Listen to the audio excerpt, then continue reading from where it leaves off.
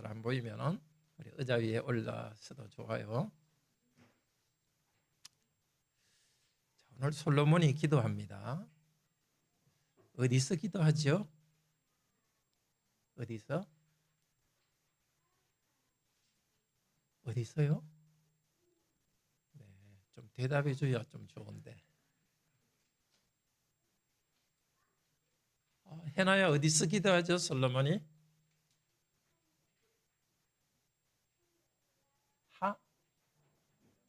성전. 맞아요. 자, 그런데 성전에서 하나님께 기도하는데 하나님이 성전 안에 이렇게 딱 가만히 앉아 계실까요? 오늘 아니라고 합니다. 네, 성전을 향하여 기도한다 그래요. 그리고 하나님을 향하여 기도한다 그래요. 그러니까 우리는 하나님을 향하여 기도하는데 하나님이 안 보이니까 조금 하나님을 향해 기도한다는 것이 잘 마음에 딱 안 들어올 수 있으니까 하나님께서 성전을 주가지고 성전을 향하여 기도한다 그래요. 어떤 사람은 앞으로 성전에서 기도하지만 그때도 성전을 향하여 기도하고 하나님을 향하여 기도합니다. 그때 하나님께서는 또 그 기도를 들으시고 백성들을 향하여 와요. 그러니까 성전은 하나님은 백성에게 기도하고 하나님은 백성의 기도를 들으신다는 것을 눈으로 표시하기 위해서 주신 거예요. 그래서 성전을 하나님의 이름을 두신 곳이라 해요. 이름이 거기 어디 있어요? 건물 안에 이름이 있을 수 없잖아요. 그러니까 하나님의 이름을 부르며 기도할 수 있도록 해준 거예요. 어디서든지 하나님 이름을 부르면서 기도할 수 있지만은 특별히 성전 한 곳을 줘가지고 그쪽을 쳐다보면서 기도하면서 우리가 하나님을 쳐다보고 기도한다는 걸 알게 해주세요. 근데 지금은 이제 성전이 없거든요. 어떤 사람은 교회당을 성전이라고 하는데 이건 성전 아닙니다. 그 잘못된 거예요. 교회당 건물입니다. 하나님께서는 여기 교회당에 하나님 이름을 주지 않았어요. 건물에. 지금은 하나님의 이름이 어디에 있을까요? 하나님의 이름은 예수님에 있습니다. 그래서 성전은 없애고 예수님이 성전을 대신했어요. 그리고 그래서 우리는 기도할 때 성전이라는 곳을 향해서 안 하고 예수님을 향해서 기도해요. 그래서 기도할 때는 예수님의 이름으로 기도합니다. 이렇게 합니다. 예수님의 이름에는 하나님의 이름이 있습니다. 하나님 우리가 볼 수 없지만 예수님의 이름을 줘서 예수님의 이름으로 기도하겠습니다. 그런데 예수님의 이름은 또 어디에 있느냐? 우리 모두 한 명 한 명한테 있어요. 예수님은 그리스도인데 우리를 무엇이라고 그러죠? 우리는 그리스도인입니다. 우리 위에 하나님의 이름이 있습니다. 그러니까 옛날에는 성전에서 성전을 향하여 기도했듯이 이제는 교회는 항상 기도하는 교회가 되어야 돼요. 우리 한 명 한 명도 우리 위에 예수님의 이름이 있으니까 우리도 예수님의 이름으로 기도해야 됩니다. 오늘 내용 보면 기도의 제일 중요한 것은 죄를 용서해 달라는 기도예요. 교회는 기도해야 되고 항상 교회 안에서는 죄를 용서해 달라는 기도가 있어야 돼요. 기독교인은 다른 사람보다 죄를 더 많이 지어요?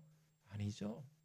이미 죄 용서 받았지만 워낙 하나님께서 거룩하고 높으신 분이니까 자꾸 죄를 깨닫게 해서 항상 죄 용서를 위해서 기도해요. 그러면서 정말 예수 믿는 사람과는 전혀 다르게 너무너무 착하고 아름답게 변화되어 가는 겁니다. 자, 예수 이름으로 우리가 기도합시다. 우리는 예수님의 이름이 있으니까 항상 기도하도록 해요. 회개하는 기도를 하도록 하고 항상 용서받도록 해요. 네, 앉으셔서 계속해서 하나님 말씀을 들읍시다. 네, 그렇습니다. 교회는 예수 이름으로 하나님께 기도하면서 죄 용서 받는 공동체입니다. 솔로몬의 기도를 통해서 그것을 보여줍니다. 자, 솔로몬은 성전을 다 건축했죠. 그리고 백성들이 회중들이 다 모였습니다. 이 회중이란 말은 교회라는 뜻입니다. 구약에도 교회라는 단어가 나옵니다. 구약 교회가 다 모였습니다. 그리고 솔로몬은 백성을 대표해서 기도합니다. 원래 성전 건물이 있고 성전 뜰이 있어요. 성전 뜰에는 하나님께 제사 드리는 제단이 있습니다. 바깥에 큰 뜰 광장이 있어요. 그곳에 교회가 다 모였습니다. 솔로몬은 교회가 다 모인 그 뜰에 노스로 이런 강단 있죠. 강단을 만들어서 거기에 무릎을 꿇고 저 성전이 있는 건물이 있고 제단이 있는 곳을 향하여서 무릎을 꿇고 기도했습니다. 기도는 그냥 하나님 이름 부르며 기도하는 게 아니라 항상 제단을 향하여 제사와 함께 기도합니다. 제사에서 제일 중요한 게 뭐죠? 죄인들이 죽어야 되는데 대신해서 짐승을 죽이는 제사가 있습니다. 그래서 짐승이 죽는 것을 통해서 너희가 대신 죽고 내가 너희 죄를 용서한다는 것을 나타내는 것이 제사입니다. 하나님께 용서받고 하나님께서 죄인이지만 너는 깨끗하다 이렇게 해서 하나님 백성으로 만들어줬습니다. 교회로 만들어줬습니다. 그 교회를 대신해서 솔로몬은 지금 기도합니다. 기도가 크게 두 부분으로 나누어져 있는데 먼저 앞쪽에서는 이 다윗 왕조를 하나님께서 굳세게 해주세요 하고 기도합니다. 기도의 제일 먼저 부분은 다윗 왕조를 위해서 기도하는 부분은 찬양입니다. 이스라엘의 하나님 여호와여 이렇게 기도를 말을 부르며 시작합니다. 이 부분에서는 이스라엘의 하나님 여호와여를 3번이나 말합니다. 왜 그 말을 쓸까요? 그냥 하나님 이렇게 말하는데도 여호와, 백성과 약속하신 여호와 하나님, 그리고 이스라엘은 야곱이거든요. 야곱 시대부터 이 백성을 인도하신 하나님 여호와여, 신실하신 하나님 여호와여 하고 하나님을 찬양합니다. 오직 하나님만 참 신이십니다. 그런데 하나님은 언약을 지키시는 분이십니다. 언약이란 말이 좀 어렵게 들리지만 간단합니다. 남자와 여자가 서로 사랑해서 부부가 되는 것, 그게 언약입니다. 하나님이 자격도 없는 우리를 사랑해가지고 그냥 마치 결혼하듯이 우리를 사랑해 주신 것이 언약입니다. 계속해서 하나님께서는 그 언약을 지킵니다. 그런 하나님인데 근데 또 하나 더 있습니다. 그냥 하나님 쪽에서 언약만 지키는 것이 아니라 사람 쪽에서도 마음으로 신실하게 하나님께 나아가는 사람에게 지킨다고 합니다. 하나님께서는 은혜를 베풀어 주시는 분이지만 시작은 그렇게 했지만 계속해서 이 언약 사랑을 받기 위해서는 사랑받은 사람이 계속 그것을 지켜야 합니다. 그런데 솔로몬은 그것을 직접 보았습니다. 바로 자기 아버지한테 보았습니다. 솔로몬의 아버지는 다윗이죠. 다윗은 원래 직업이 뭐였습니까? 양치는 목자였죠. 양치는 목자를 하나님께서 택해가지고 왕으로 삼아주셨습니다. 그리고 자기 다윗에게 약속했습니다. 너 아들이 나를 위해 집을 지을 것이다. 성전을 지을 것이라고 약속했습니다. 그런데 솔로몬이 자기가 이제 성전을 지은 것입니다. 자기가 지었지만은 하나님께서 약속을 이루었다고 솔로몬은 고백합니다. 그래서 하나님을 찬양합니다. 우리도 그런 자세가 되어야 되겠습니다. 하나님이 하기를 원하는 걸 우리가 뭔가 이루었을 때에 하나님이 힘주셔서 했기 때문이라고 우리는 고백할 수 있어야 되겠습니다. 자, 솔로몬은 이렇게 하나님께서 약속을 지키셔가지고 성전을 건축하게 된 것 때문에 하나님께 감사 찬양합니다. 그런데 여기 찬양에서 중요한 것이 말씀을 알아야 됩니다. 무슨 말씀?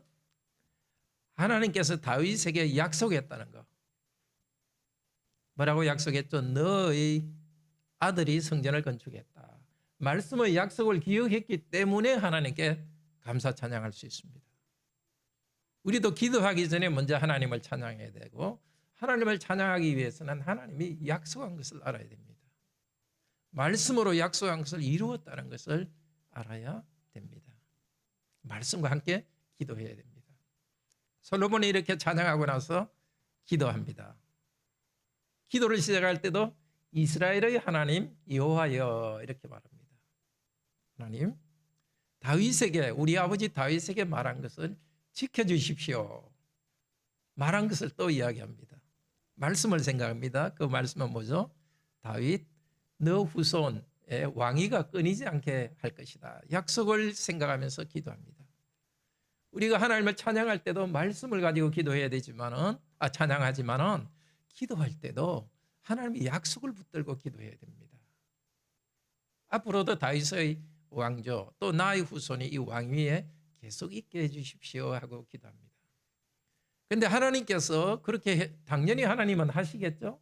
신실하게 약속을 지키겠죠? 그런데 왜 그렇게 기도할까요? 그 기도 안 하면 하나님께서 좀 섭섭해서 토라지실까요? 너 나한테 그런 부탁 안 했으니까 나는 이제 안 해. 그렇게 하실까요? 하나님을 위해서가 아니라 솔로몬 자신을 위해서 기도합니다. 백성들을 위해서 기도합니다. 하나님은 약속했지만 우리는 좀 의심이 생깁니다. 하나님 진짜 그대로 하실까? 그래서 우리는 하나님 약속대로 이루어 주십시오 하고 기도합니다. 그러니까 기도하는 걸 통해서 우리의 확신이 더 강해지는 겁니다. 우리에게도 하나님의 약속이 있지 않습니까? 예수 그리스도 안에서 우리도 그리스도께서 왕이시기 때문에 그리스도 안에서 우리도 예수께서 우리를 왕으로 돌봐주십니다. 돌봐주신다는 약속이 있지만은 그러나 우리는 돌봐주시옵소서, 보호해 주십시오 하고 기도하는 겁니다. 그건 하나님이 그렇게 안 하셔서가 아니라 우리가 불안하니까 우리의 믿음을 위해서 그렇게 기도합니다. 근데 하나님께서는 다윗과 이렇게 언약을 맺으셨다고 하는데 사실은 하나님께서 예수님과 언약을 맺으셔서 하나님의 나라를 주셨다고 합니다. 누가복음 22장에서 성찬을 하시는 그날 예수님께서 말씀하셨습니다. 아버지께서 그 나라를 나에게 맡기신 것 같이, 맡기셨다는 말이 언약을 맺었다는 뜻입니다. 하나님 아버지께서는 하나님의 백성들을 하나님 아들 예수 그리스도께 맡기셔서 잘 보호하라고 맡겨주셨습니다. 그리고 예수님은 이어서 말합니다. 하나님이 맡겨준 그 나라, 나도 너희와 너희에게 맡겨준다. 그 맡겨준다는 것이 언약을 맺는다는 것입니다. 하나님께서 다윗과 언약을 맺으셨지만 이제 다윗의 후손으로 오신 하나님의 아들 예수 그리스도와 언약을 맺어주셨습니다. 그 언약 때문에 우리를 불러주셔서 하나님 나라 백성으로 삼아주셨습니다. 우리도 예수님을 믿고 순종할 때 그 나라의 일에 참여합니다. 보호가 있습니다. 그래서 하나님 예수 그리스도요, 하나님 나라에 속한 우리들을 지켜주시옵소서 하고 우리는 기도합니다. 그런데 그 기도에는 또 하나가 들어있습니다. 다윗이 그렇게 했던 것처럼 하나님의 율법을 잘 지킬 때에 그렇게 해주시옵소서. 그러니까 하나님 약속을 지키시옵소서 하지만 우리가 해야 될 의무도 거기에 포함되어 있습니다. 하나님의 은혜로 우리를 하나님 나라 백성 삼아주셨고 죄 용서하셨고 이 큰 특권을 하나님 아들 딸 되게 했지만은 우리가 해야 될 의무가 있습니다. 하나님의 율법대로 말씀대로 지키고 살아가야 됩니다. 왜 그럴까요? 말씀 안 지키고 아무렇게나 살아도 하나님께서 잘 살게 하고 기분 좋게 하고 그러면 그게 우리한테 좋은 일일까요? 불행한 일이죠. 힘은 많이 주고 하나님께서 불안하게 안 하는데 그 힘 가지고 나쁜 일을 하고 거짓말하고 영혼이 더러워지면 안 되지 않습니까? 그래서 하나님께서는 우리가 정말 깨끗하고 고귀하게 신의 성품에 참여하는 사람으로 살도록 하기 위해서 구약 백성에게 율법을 주셨고 지금 우리에게도 하나님의 말씀을 주셨습니다. 제일 중요한 게 십계명이죠. 살인하지 말라. 그걸 통해서 미워하지 마라. 욕하지 말라. 그것도 살인의 하나다. 간음하지 말라. 마음속으로 더러운 생각 품는 것도 죄다. 이렇게 해서 정말 믿지 않는 사람은 아무것도 아니게 생각하는 것도 하나님께서는 죄다고 이야기해서 우리를 하나님의 언약 파트너로서 거룩하게 살게 하셨습니다. 그래서 지금 솔로몬이 기도할 때에 언약을 지키시옵소서, 약속을 지켜주시옵소서 하는 것은 우리가 하나님의 말씀에 순종하게 해주시옵소서 하는 기도와 꼭 같습니다. 우리 예수님께서도 우리를 위해서 기도했습니다. 요한복음 17장 14절에서 17절 이렇게 기도하십니다. 하나님 아버지, 하나님의 말씀을 내가 제자들에게 주었습니다. 그들을 악에 빠지지 않게 보존하소서. 진리로 거룩하게 하옵소서. 아버지의 말씀은 진리입니다. 예수님께서는 하나님 아버지께 기도했습니다. 하나님 말씀, 언약의 제자들, 여기 있는 우리들에게 하나님 말씀을 주었는데 말씀을 지키고 우리가 말씀을 지키고 거룩하게 하게 해달라고 예수님은 땅에서 기도하셨습니다. 그리고 하늘에서 지금도 우리를 위해 기도하고 계십니다. 예수님의 기도를 따라서 우리도 하나님 말씀을 지키게 해주세요. 기도하며 살아갈 때 우리는 영원한 나라에서 우리 예수님과 함께 기뻐하고 즐거워하면서 먹고 마시며 즐거워할 것입니다. 자, 이제 솔로몬의 기도 두 번째 부분입니다. 바로 18절부터입니다. 간구와 성전을 향해서 성전이 무엇인가 하는 것에 대한 것입니다. 자, 하나님의 이름을 두신 성전을 향해서 기도할 때 들어주소서. 오늘 이것은 우리에게 하나님의 이름을 주신 예수 그리스도의 이름으로 기도할 때 들어주소서 합니다. 자, 하나님은 성전 건물에 계시지 않습니다. 온 우주라도 하나님을 이렇게 보관할 수 없습니다. 하물며 솔로몬은 말합니다. 내가 지은 요 조그만 집에 하나님이 가둬지겠습니까? 하나님은 이 세상을 초월해서 하늘에 있는 집에 계십니다. 여기 하늘에 있는 집이라는 것은 저 우주가 아니라 이 초월에 계신 곳입니다. 그러면 이 집, 솔로몬이 지은 하나님의 집은 무슨 의미가 있습니까? 우리 아까 어린이들 말씀할 때 들은 말씀입니다. 하나님께서는 오래전 모세를 통해서 약속하셨습니다. 내가 내 이름을 둘 한 장소를 두겠다 약속하셨습니다. 하나님께서 이름을 두는 장소로서 성전을 지었습니다. 이제 하나님의 백성은 하나님의 이름을 부르면서 하나님께 기도합니다. 그런데 하나님의 이름을 부를 때에 성전을 향해서 기도하도록 하셨습니다.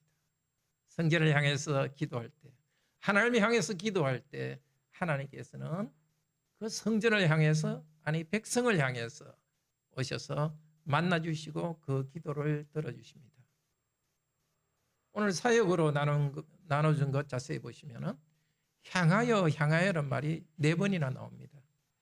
백성들은 이 성전을 향하여 기도하고 하나님께서는 이 성전을 향하여 보시옵소서. 사실 백성들은 하나님을 향합니다. 그렇기 때문에 나중에 이 성전이 파괴된 후에도 구약 성도들은 성전을 향해서 기도했습니다. 다니엘은 성전이 파괴되고 바벨론에 포로로 잡혀가 있을 때도 하루에 3번씩 성전을 향해서 기도했습니다. 구약 백성에게는 하나님을 향해서 기도할 때 성전을 향해서 기도하도록 하나님께서 정해 주셨기 때문입니다. 지금 이 역대하를 읽는 백성들은 다시 돌아와 가지고 성전을 건축했지만 옛날 성전에 비해서 너무 보잘것없고 초라한 성전에서 지금 이 역대하를 읽고 있습니다. 솔로몬이 그때 만들어서 기도하는 성전에 비교할 수 없습니다. 그렇지만은 성전은 건물이 중요한 것이 아니라 하나님의 이름을 부르도록, 잘 부르도록, 또 하나님이 확실히 백성의 기도를 들으신다는 것을 알도록 주신 것이기 때문에 그들은 그것을 향하여서 기도했습니다. 우리도 지금은 예수 그리스도의 이름으로 기도합니다. 요한복음 16장 23절, 24절, 또 요한복음 2장 19절, 22절에서 말하십니다. 예수님께서는 내가 성전이다. 내가 십자가에서 죽고 부활하는 것이 성전에서 드리는 참 제사를 다 이루었다. 요한복음 2장에서 말합니다. 그리고 예수님이 성전이십니다. 그리고 요한복음 17장 2절에서 말합니다. 내가 그들과 함께 있을 때에 아버지의 이름을 그들에게 주었습니다. 그러니까 예수님은 하나님 아버지의 이름을 받았고 아버지의 이름을 가지고 있고 그것을 제자들에게 주었습니다. 어떻게? 아버지의 이름과 능력으로 지켜주었습니다. 그리고 또 17장 이어서 16장 23절, 24절에서 말씀하십니다. 아버지의 이름이 예수님에게 있기 때문에 이제는 예수님의 이름으로 기도하라고 합니다. 지금까지는 너희가 내 이름으로 구하지 않았지만 왜 그렇습니까? 지금까지는 성전을 향해서 기도했습니다. 이제는 예수님께서 십자가에서 새로운 제사를, 구약 제사를 완성했기 때문에 이제는 성전을 향해서 기도하지 않고 이제는 예수님 이름으로 기도합니다. 예수님 이름으로 기도할 때 아버지께서 모든 것을 들으신다고 약속하셨습니다. 물론 모든 것은 아무거나 나쁜 것도 기도해도 하나님이 들으신다는 것이 아니죠. 모든 것이라는 것은 하나님 뜻대로 기도하는 기도를 들어주신다는 겁니다. 그러면은 하나님 뜻대로 기도하는 건데 그거야 뭐 기도하지 않아도 들어주시는 것이 아닌가? 그렇지 않죠? 하나님 뜻대로 기도하면서 우리가 바뀌는 거죠. 우리가 바뀌면서 바른 기도를 하게 됩니다. 자, 이렇게 기도할 때 하나님께서는 우리에게 기쁨을 충만하게 하십니다. 우리가 잘 기도하지 못하기 때문에 성령님을 주셔서 기도를 인도하십니다. 로마서 8장에서는 성령께서 우리와 함께 탄식하면서 우리가 탄식하며 기도할 수 있도록 돕는다고 합니다. 성령님을 의지하여서 기도합시다. 자, 그러면 우리가 어떻게 기도해야 될까요? 기도와 하나님의 용서와 찬양에 대해서 솔로몬은 말합니다. 지금도 우리는 기도할 때 우리 죄에 대한 용서를 구하고 하나님은 용서해 주시고 그것 때문에 찬양합니다. 자, 역시 지금 같은 18절에서 21절 내용인데요. 자세히 보시면은 이렇게 기도합니다. 이 성전에서 간구와 부르짖음을 들으소서. 이 부르짖음이라는 것은 그냥 큰 소리라는 뜻입니다. 성경에서 이 부르짖음이라는 이 소리의 이 단어의 대부분은 하나님을 찬양하는 데 쓰였습니다. 근데 여기서는 고통 가운데 부르짖는 소리입니다. 여기 간구라는 것은 불쌍히 여겨주소서 하는 것입니다. 고통 가운데 불쌍히 여겨주시옵소서 부르짖는 것이 기도입니다. 점잖게 기도하는 것이 아니라 고통 가운데 정말 소리치며 부르짖는 기도입니다. 한소경이 누가복음 19장에 보면 한소경이 예수님이 지나갈 때 부르짖었습니다. 다윗의 자손이여 나를 불쌍히 여기소서. 바로 여기 있는 내용입니다. 보기를 원합니다. 이대로 있을 수 없습니다. 이 고통 중에 있을 수 없습니다. 큰 소리 치면서 부르짖었습니다. 예수님은 치료해 주었습니다. 이 사람은 하나님께 영광을 돌리며 따라왔습니다. 주위에 보는 사람도 하나님께 영광을 돌렸습니다. 우리는 고난과 고통이 있을 때 하나님께 부르짖어야 됩니다. 어떻게? 꽉꽉 막 화를 내면서 부르짖는 것이 아니라 불쌍히 여기소서 하고 부르짖기를 바랍니다. 소경을 고쳐주신 하나님께서는 우리의 문제를 어떻게 고쳐주실지는 하나님이 정하십니다. 부르짖으시기 바랍니다. 하나님께서 문제를 해결해 주셨을 때 마음껏 찬양하고 영광 돌리기 위함입니다.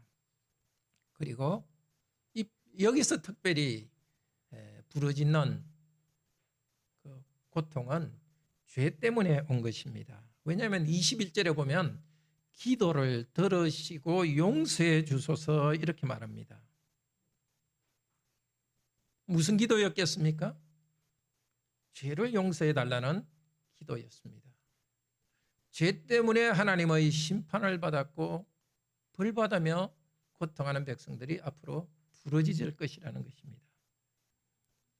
그때 성전에서 하나님이 주신 이름을 두신 성전을 향해서 기도할 때 용서해 달라고 기도할 때 하나님은 용서해 주셨습니다.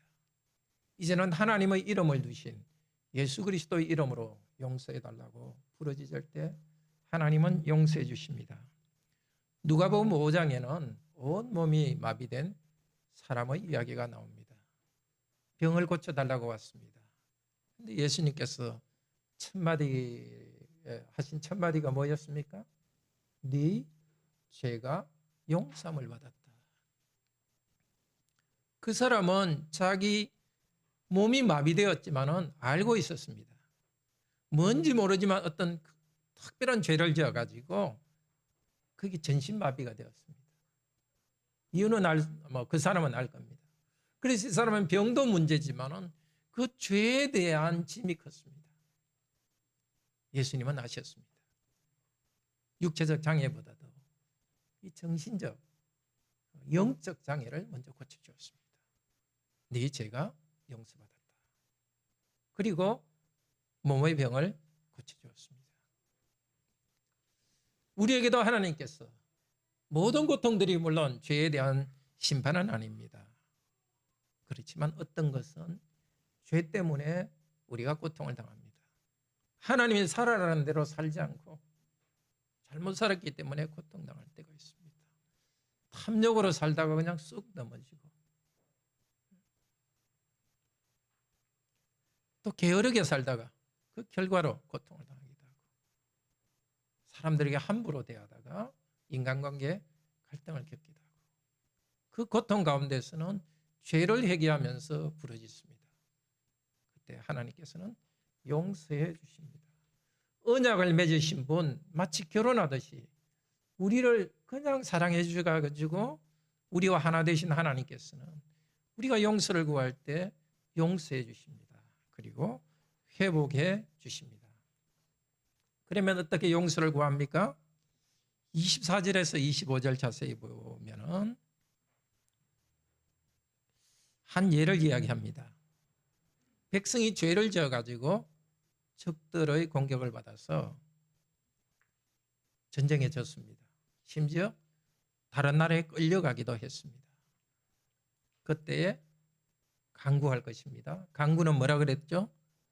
자비를 베푸소서 불쌍히 여기소서 하나님께 기도합니다. 하나님이 이스라엘 백성의 죄에 대한 심판이라는 걸 알기 때문에 백성들은 자비를 베푸소서 하는데 어떻게 자비를 베푸소서 해요? 하나님 당신의 이름을 인정하면서 자비를 베푸소서라고 말해야 됩니다. 이 인정한다는 단어가 좀 특별한 단어입니다. 인정한다는 것은 고백한다는 뜻이 있습니다. 그 자체는 고백한다. 고백은 두 종류죠. 죄를 고백하는 것도 있고 하나님을 찬양하는 것도 있습니다.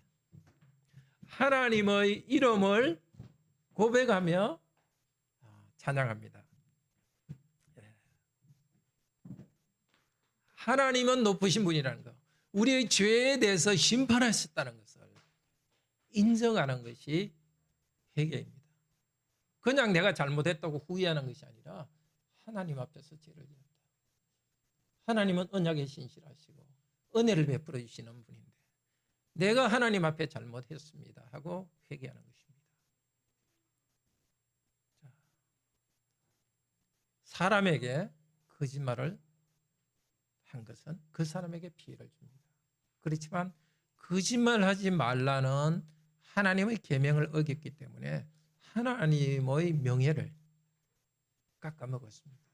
특별히 하나님의 백성이 하나님의 뜻대로 하지 않고 불신자들한테 비난을 받으면 하나님의 명예가 손상받습니다. 하나님 당신의 이름과 명예에 해를 끼쳤습니다. 그게 참된 회개입니다. 그리고 또 그 회개는 하나님의 이름을 높이는 것입니다. 우리가 죄를 짓기 때문에 이 큰 고통을 당하게 했습니다고 말하는 것입니다. 죄를 고백하고 그것으로 끝나는 것이 아니라 돌이켜라는 말이 있습니다. 회개는 말로만 하는 것이 아니라 태도가 바뀌는 것입니다. 행동이 바뀌는 것입니다. 그때 하나님께서 용서하십니다. 예수님께서도 마태복음 7장 22절에 말씀하셨습니다. 나보고 주여 주여 하는 자마다 천국에 들어가는 것이 아니라 하늘에 계신 내 아버지의 뜻대로 행하는 자라야 들어가는 것입니다. 예수 그리스도의 이름이 있는 그리스도인 여러분, 하나님께서는 여러분을 사랑하시기 때문에 불신자처럼 내버려 두지 않습니다. 잘못하더라도 괜찮다 그렇게 하지 않습니다. 하나님 특별한 사랑을 받은 사람입니다. 천국 백성입니다. 다음 시대에 새하늘과 새 땅을 살아갈 사람입니다. 새 시대에 맞는 사람, 그 기준에 맞게 살아가게 하시기 때문에 그 기준에 어긋나면 불신자보다 우리에게는 더 어떤 면에서는 가혹하게 엄하게 우리를 취급하십니다. 그때 하나님의 나는 안 믿는 사람보다 나은데 이렇게 생각하지 마십시오. 하나님의 명예에 내가 이름을 하나님께서 불명예스럽게 했다고 회개하고 산문을 바꾸십시오. 하나님께서는 기쁘게 받아주시고 회복할 것입니다. 8장 오늘 24절 25절에서는 그 뒤쪽인데요. 솔로몬이 그 뒤쪽에서 기도합니다. 자, 솔로몬이 뒤쪽에서는 앞으로 여러 가지 재난을 당할 것을 말합니다. 가뭄이 있을 것이고 질병도 있을 것이고 또 기근도 있을 것이고 죄를 지어서 이런 일을 많이 당할 것을 이야기합니다. 그때 용서하시기를 간구합니다. 그리고 36절, 6장 36절에 가면 하나님 범죄하지 않는 사람은 없사오니 범죄하지 않는 사람은 없사오니 솔로몬의 깊은 기도에는 그것이 있습니다. 하나님의 백성이고 새롭게 됐지만 본성상 죄인이오니 어떻게 하라고요? 50절에 용서하시고 불쌍히 여기시옵소서. 예수님께서도 우리에게 말씀하셨습니다. 매일 양식을 구해라 기도하라 하시고는 오늘날 우리에게 일용할 양식을 주시옵소서 한 다음에 우리가 우리에게 죄를 사해 준 것 같이 우리 죄를 사하여 주시옵고 매일 양식을 구하면서 감사하며 살아가듯이 우리는 매일 죄의 용서를 구하고 용서받아서 살아갑니다. 우리 영혼을 찌뿌둥하게 하는 것, 무겁게 하는 것, 불쾌하게 하는 죄를 벗어버리게 합니다. 혹시 성도님 여러분 중에 인생이 왠지 불행하게 느껴지십니까? 어쩌면 회개하지 않는 죄가 있기 때문에 양심을 통해서 하나님께서 우리 성도님을 불행한 느낌을 갖게 하십니다. 하나님이 짓궂어서가 아닙니다. 아픈 사람은 통증이 느껴야 됩니다. 통증이 느껴져야 됩니다. 그런 상태라면 조용히 하나님께 나가서 자기를 돌아보면서 기도하시기를 바랍니다. 형제 자매 여러분, 구약 성전은 하나님이 이름을 두신 곳이었습니다. 그곳에 제사를 드렸지만 짐승이 무슨 효과가 있는 것이 아닙니다. 하나님께서 명령하신 대로 할 때 하나님께서 용서해 주셨습니다. 성전에서 기도한다고 성전 건물이 무슨 마술적인 효과가 있는 것이 아니었습니다. 성전을 향해서 기도하고 하나님께서는 그 백성들에게 찾아오시는 것이었습니다. 성전에 두셨던 이름을 이제 예수 그리스도에게 두셨습니다. 이제 예수 그리스도의 이름으로 기도할 때 우리 기도를 들어주십니다. 죄 때문에 하나님께서 우리에게 고통을 주시고 어려움이 당했을 때 부르짖읍시다. 불쌍히 여기시옵소서. 그리고 죄를 구체적으로 회개합시다. 회개는 대충 하는 게 아니라 조목조목 해야 됩니다. 하나님은 다 아시지만 우리를 위해서 그렇습니다. 하나님 이렇게 했고 이런 마음을 했습니다. 변화되기를 원합니다. 그것도 구체적으로 회개하십시오. 그리고 이렇게 변하겠습니다. 구체적으로 결단하십시오. 오늘 기도에 대해서 들었으니까 듣기만 하지 말고 정말 기도합시다. 첫째로는 교회에서 기도할 때 진심으로 하나님을 향해 기도합시다. 목사가 기도하는 말만 듣지 말고 하나님을 향해서 기도합시다. 그리고 찬양도 기도에 하나입니다. 기도할 때 마음으로 이렇게 찬송합시다. 크게 힘을 다하여 찬송하고 또 원하실 때는 조용히 어느 경우든지 하나님을 향하여 예수 그리스도를 향하여 찬송합시다. 그리고 하루에 3번 식사 때마다 기도하는데 원래 3번 식사 때마다 기도하는 이유는 다니엘이 하루에 3번 기도했듯이 좀 우리가 기도를 잘 안 하니까 그래도 식사는 매 3끼 하니까 그 식사 전후해가지고 하나님께 좀 기도하자는 뜻입니다. 그러니까 식사 때 기도는 그럼 간단히 하시고 최소한 하루에 식사 때 5분 정도는 좀 따로 시간을 내서 잊지 않고 그렇게 기도하면 좋겠습니다. 제가 알기에 무슬림은 하루에 5번인가 그렇게 기도하는데 우리가 그들보다 못했어야 되겠습니까? 그리고 한 주에 1번 정도는 1시간 이상씩 꼭 기도하는 걸 권합니다. 바빠가지고 대충 넘어가는데 조금 하나님께 집중할 때 우리 자신을 볼 수 있습니다. 수요일 7시 반에는 기도하는 시간으로 가지니까 교회 오시든지 또 그때 기도하셔도 좋습니다. 지난주부터 금요일 8시에는 기도할 수 있는 좋은 환경을 만들어 두었으니까 교회에 오셔도 좋고 집에서 기도하셔도 좋습니다. 내년부터는 금요일 6시에 기도를 인도하면서 함께 기도하겠습니다. 이제 오늘 말씀을 들었으니까 이 시간도 생각하시고 집에 가서도 좀 진지하게 생각하십시오. 지금보다는 좀 더 어떻게 더 잘 기도할 수 있을까? 죄를 회개하면 어떻게 기도할 수 있을까? 좀 결심하셔서 지난주보다는 좀 더 많이 기도하시기를 바랍니다. 우리 다 같이 하나님의 은혜를 감사 찬양합시다.